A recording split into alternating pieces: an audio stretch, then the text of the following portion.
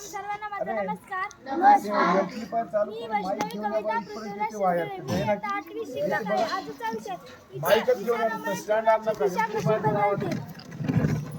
सन्माननीय मुख्याध्यापक शिक्षक आणि माझ्या प्रिय सर्वांना माझा नमस्कार. आज आपण 12 जानेवारी या दिवशी एकत्र आलो आहोत. हा दिवस आहे महासाहेब जिजाऊ आणि स्वामी विवेकानंद यांच्या जयंतीचा. हा दिवस आपल्याला एकच प्रश्न विचारतो की आपले मन कोणत्या दिशेला चालले आहे.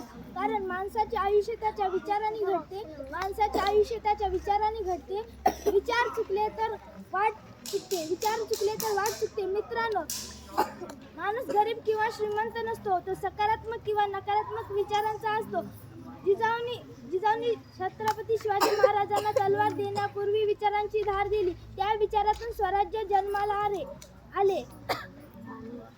स्वामी विवेकानंद म्हणतात की उठा, जागे व्हा आणि ध्येय साध्य होईपर्यंत थांबू नका. हा एक विचार कित्येक युगांचे जीवन बदलून गेले. विचार नकारात्मक असतील तर भीती, अपयश आणि न्यूनगंड जन्माला येते.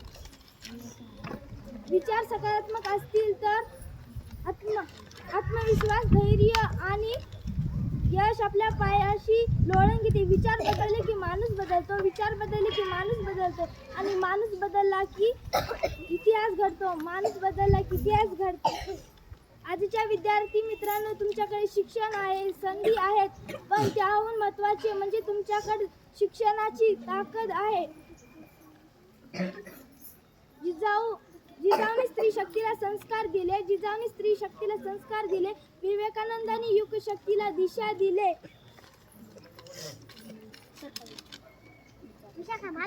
पण दोघांचे विचार आत्मसात केले तर आपले जीवन नव्हे तर समाज आणि राष्ट्र बदलू शकतो. शेवटी एवढेच म्हणेन,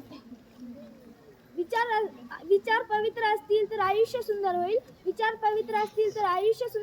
आणि आयुष्य सुंदर झालं तर राष्ट्र उज्ज्वल होईल. जय हिंद.